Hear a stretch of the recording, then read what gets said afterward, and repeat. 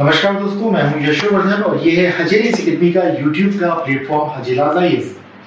दोस्तों, इन दिनों कश्मीर लद्दाख वाले इलाके में एक आग सी लग गई है। बार बार इस शब्द को सोशल मीडिया और न्यूज चैनल्स में कई बार ऐसा प्रकट कर रहे हैं जैसे कि भारत में भी नेपाल के समान जेनजी विद्रोह लद्दाख लेह के इलाके में भड़क गया हो। क्या इसमें सच्चाइयां हैं? क्या वास्तव में हमें नेपाल की घटनाओं के साथ इसकी तुलना करना चाहिए? क्या वास्तव में भारत में जेनजी जैसा कोई आंदोलन है? आखिर लद्दाख में ऐसा क्या हो रहा है जिसके कारण इस तरह की बातें मीडिया में लगातार आ रही हैं? हम इस विषय की चलिए देखते हैं कि क्या है।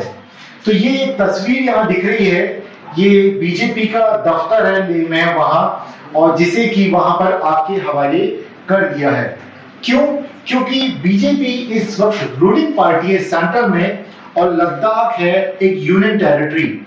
2019 में जम्मू एंड कश्मीर राज्य में कुछ परिवर्तन किए गए, जेएनके को अलग किया गया और लद्दाख वाले हिस्से को अलग किया गया, जिसमें लद्दाख और कारगिल हैं, और जम्मू एंड कश्मीर को यूनियन टेरिटरी के साथ साथ विधानसभा का स्टेटस मिल गया और आज वर्तमान में वहां एक निर्वाचित मुख्यमंत्री हैं उमर, राइट। सो अगर हम यहाँ पे बात करें कि वहां पे तो चलिए नेशनल कॉन्फ्रेंस की सरकार भी काम कर रही है, निर्वाचित मुख्यमंत्री काम कर रहा है। लद्दाख में क्या? तो लद्दाख पूरी तरह से केंद्र सरकार के नियंत्रण में एक यूनियन टेरिटरी के तौर पे है। और जिस तरह की बातें की गई थी, अब वहां पर लोग कह रहे हैं कि 2019 में जो हमसे वादे किए गए थे, 2025 में आज हम खड़े हैं इस सितंबर के महीने में, अब तक हमसे किए गए वो सारे वादे पूरे नहीं किए गए हैं। और कहा गया था कि 2 संसद की सीटें दी जाएंगी, वो सिर्फ एक है, वहां पर वो भी नहीं दी गई है। तो उनकी आखिर क्या मांगे हैं? क्यों आखिर युवाओं में इतना आक्रोश है? क्यों 2000 अगर हम देखा जाए कि लगातार पिछले कुछ समय से देखें तो सोनम वांगचुक लगातार आंदोलनरत क्यों हैं? क्या वे वाकई में लद्दाख की नई जनरेशन या जनरेशन जी का नेतृत्व करते हैं? और आखिर पिछले 35 दिनों से जब वे लगातार अनशन पर बैठे हुए थे और इस घटना ने उन्हें भी गांधी की तरह मजबूर कर दिया, जैसे कि चौरा चौरी में घटना हुई थी, और कल हम देखते हैं कि उन्होंने अपनी आंदोलन को वापस ले लिया। क्यों? क्योंकि उन्होंने कहा जो हिंसक तरीका अपनाया गया यहाँ पर युवाओं के द्वारा, वे इसका समर्थन नहीं करते। हालांकि कई राजनीतिक दल उनके ऊपर यह आरोप लगा रहे हैं कि उनके भाषणों के कारण वहां के युवा आक्रामक हो गए और इस तरह की घटनाएं, वहां पे 4 व्यक्तियों की मृत्यु हो जाती है और 70 से अधिक लोग घायल हो जाते हैं। चलिए इस पूरी घटनाक्रम को विस्तार से देखते हैं कि आखिर हुआ क्या। तो अगर देखा जाए तो केंद्र शासित प्रदेश लद्दाख को पूर्ण राज्य का दर्जा देने की मांग को लेकर के लेह में बुधवार को हिंसक प्रदर्शन हुआ। छात्रों और पुलिस और सुरक्षा बलों के बीच में झड़प हुई, जिसमें 4 लोगों की मौत हो गई है और 70 से ज्यादा लोग यहां पर घायल हुए हैं। और यहां पर प्रदर्शन के दौरान छात्रों ने पुलिस पर पत्थरबाजी की, भाजपा ऑफिस और सीआरपीएफ की गाड़ी को आग लगा दी, और प्रशासन ने लेह में वर्तमान में बिना किसी अनुमति के रैली, प्रदर्शन, बैन इत्यादि पर रोक आरोपित कर दी गई है।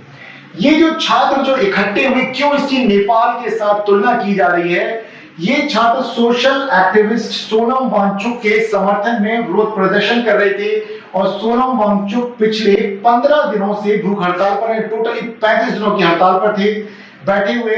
मांगे पूरी ना करने के विरोध में प्रदर्शनकारियों ने आज बंद बुलाया था। इसी दौरान हम देखते वहां पर हिंसा भड़क गई, लेकिन इस हिंसा के बाद वांगचुक ने अपना अनशन तोड़ते हुए क्या कहा, ये जानते हैं।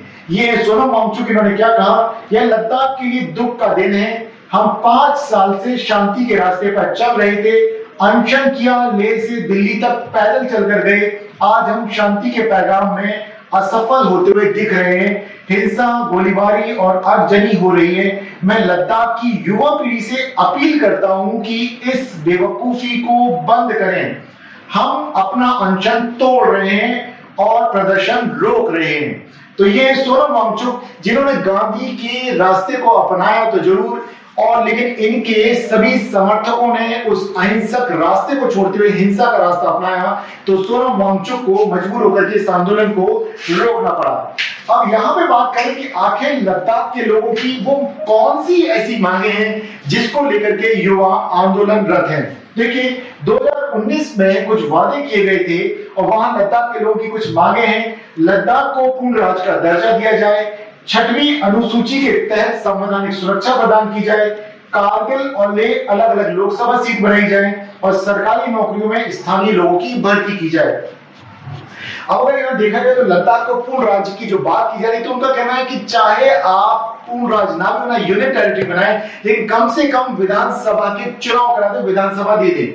6वीं अनुसूची के तहत नॉर्थ ईस्ट के कुछ क्षेत्र उसमें शामिल हैं जहां पर की जनजातियों की अपनी एक डेवलपमेंट काउंसिल होती है। उसी तरह की डिमांड यहाँ पे लद्दाख के लोग कर रहे हैं। उससे उन्हें एक संवैधानिक सुरक्षा प्राप्त हो जाएगी कि उनके इलाके की जो क्षेत्र की जो जमीनें हैं किसी को भी ट्रांसफर करना या अधिग्रहित करना या किसी कंपनी को लीज पर देने से पहले वहां की जो लोकल काउंसिल बनाई जाएगी उसकी अनुमति अनिवार्य होगी। हालांकि केंद्र सरकार इसको आर्थिक विकास के आड़े समझती, इसलिए अब तक इस मांग को माना नहीं गया और कारगिल और लेह अलग अलग लोकसभा सीट बनाने की मांग लगातार की जा रही है, जिसे हो सकता है सरकार मान ले। और सरकारी नौकरियों में स्थानीय लोगों की भर्ती की अगर बात करें तो लद्दाख में अनुसूचित जनजाति जो ट्राइब है वहां पर पुराने समय में जब कुछ नए परिवर्तन आए कानून से पहले वहां पर लगभग 47% के आसपास उनको रिजर्वेशन मिलता था, जो कि लगभग आज 80% के आसपास उन्हें दिया जा रहा है। लेकिन समस्या वही आती है कि तब भी वे कहते कि हमें स्थानीय नौकरियों में वरीयता नहीं दी जा रही। अब इन मांगों को लेकर के लद्दाख के लोग जो आंदोलनरत हैं, दिल्ली में ऑलरेडी गृह मंत्रालय के साथ इनकी बैठक होना तय हुआ था कि 6 अक्टूबर को बैठक होगी, लेकिन यहां पर उसके पहले ही स्थितियां बिगड़ गई। साल 2019 में अनुच्छेद 317 और 35A हटाते समय जम्मू एंड कश्मीर लद्दाख को 2 अलग अलग केंद्र शासित प्रदेश बनाया गया था। सरकार ने उस समय राज्य के हालात सामान्य होने पर पूर्ण राज्य का दर्जा देने का वादा किया था, तो वे कहते हैं कि अब तक ये क्यों नहीं दिया गया, क्योंकि स्थितियां तो सामान्य हैं, तो जनता इसे अपने साथ अन्याय मानती है। दूसरी बात है बड़ी चीज की, आखिर हिंसा भड़की क्यों, ऐसा क्या हो, क्योंकि सोनम वांगचुक लगातार वहां आंदोलन कर रहे हैं, लेकिन कभी भी लद्दाख में ऐसी हिंसा नहीं देखी गई जो हुई। अब ये हिंसा किसने कराई, क्या राजनीतिक तौर पर प्रायोजित थी, क्या बाहरी लोगों का हस्तक्षेप था? क्योंकि सोनम वांगचुक का कहना है कि अगर कांग्रेस के पार्षद को भी अगर आरोपी माना जाए तो कांग्रेस का वहां जनाधार नहीं है। ऐसे में कोई भी जब तक की कोई बड़ी कोई षड्यंत्र या साजिश ना हो तो इस तरह की हरकत वहां नहीं की जा सकती, क्योंकि लद्दाख के लोग शांति प्रिय हैं।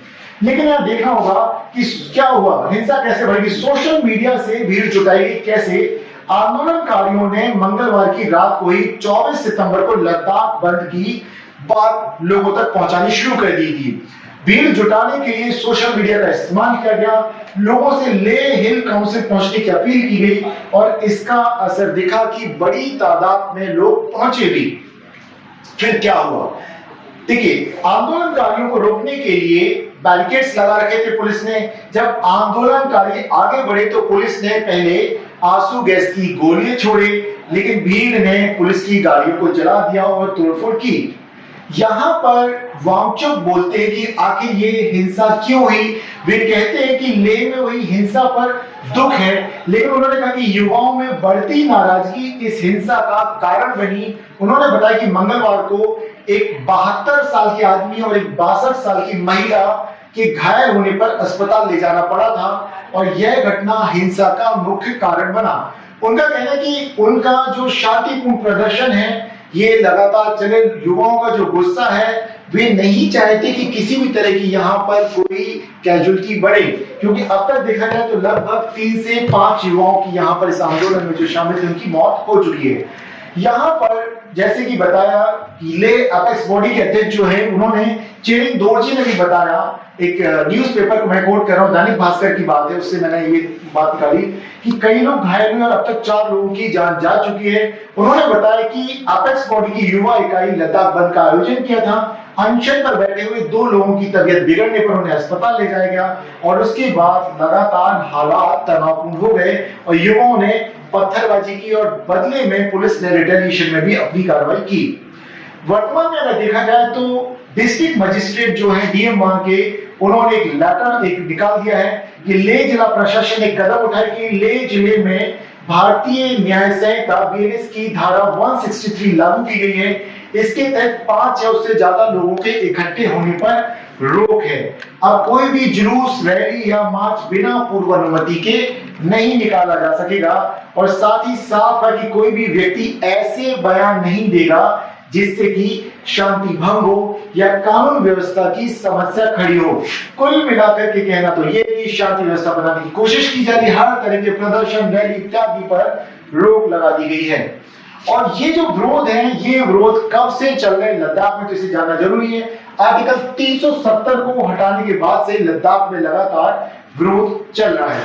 केंद्र सरकार ने 5 अगस्त 2019 को जम्मू एंड कश्मीर से इस तरह की व्यवस्था खत्म की और जम्मू एंड कश्मीर और लद्दाख को अलग अलग केंद्र शासित प्रदेश बना दिया गया था। और ऐसे में जो वादे किए गए थे कि लद्दाख को जब शांति स्थापित हो जाएगी तो पूर्ण राज्य का दर्जा दिया जाएगा, वो डिमांड अब तक मानी नहीं गई। लेकिन अगर यहाँ देखा जाए तो लद्दाख के लोगों ने अपने आप को यहाँ पर देखे तो राजनीतिक तौर पर खुद को बेदखल महसूस किया और केंद्र के खिलाफ उन्होंने लगातार आवाज उठाई। बीते 2 सालों से हम देख रहे हैं लगातार विरोध प्रदर्शनों का एक तरह से वहां सिलसिला सा चल पड़ा था। पूर्ण राज्य का दर्जा और 6वीं अनुसूची में संवैधानिक सुरक्षा की वे लगातार मांग कर रहे थे और वे कहते हैं कि जिससे कि उनकी जमीन, नौकरी और एक अलग पहचान है वो बनी रहेगी, इसलिए वे 6वीं अनुसूची की बात करते हैं। कहते हैं इसी तरह के बेनिफिट उन्हें आर्टिकल 370 के तहत मिलते थे। वे चाहते कि भले आर्टिकल 370 अब ना रहे, लेकिन कम से कम उन्हें 6वीं अनुसूची के जो बेनिफिट्स हैं वे उन्हें प्रदान कर दी जाए और एक संवैधानिक संरक्षण प्रदान किया जाए। तो ये घटना कोई छोटी घटना नहीं है, एक बहुत बड़ी घटना है। लद्दाख जैसे शांतिपूर्ण इलाके और खास तौर से वो हमारा एक सीमांत इलाका है, वहां अगर इस तरह की तनावपूर्ण स्थितियां बनती तो देश की शांति और व्यवस्था और आंतरिक सुरक्षा और बाहरी सुरक्षा सभी के लिए खतरा पैदा करती है। तो जानने वाली बात जो थी वो ये थी कि जिस तरीके से हम देख रहे हैं कि शांतिपूर्ण आंदोलन किस तरह से हिंसक आंदोलन बदला, लेकिन इसकी तुलना नेपाल हो या बांग्लादेश हो या श्रीलंका के युवाओं के आंदोलन से करना थोड़ा सा बचपना होगा या बचकाना बात होगी।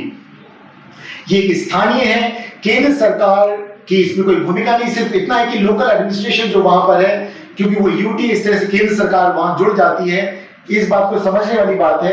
लेकिन सरकार इसका हल निकालने की ओर है, क्योंकि 6 अक्टूबर को ऑलरेडी मीटिंग बुला रखी है, तो मे भी इसका एक शांतिपूर्ण समाधान निकल सकता था अगर युवा यहाँ पर ना भड़कते। लेकिन फिर भी युवाओं की इस मांग को, जो उनकी डिमांड्स हैं, इस आंदोलन की जो मांग है, उनको मानना ही बेहतर होगा। बस देखना ये होगा कि आंतरिक सुरक्षा के साथ या बाहरी सुरक्षा के साथ, क्योंकि सीमांत इलाका है, किसी तरह का समझौता ना किया जाए, लेकिन लोगों के संवैधानिक अधिकारों को भी सुरक्षित करना देश के सरकार का कर्तव्य है। नमस्कार दोस्तों, मैं हूं यशोवर्धन और फिर हम मिलेंगे एक नए वीडियो में। तब तक आप लगातार सीखते रहिए। नमस्कार।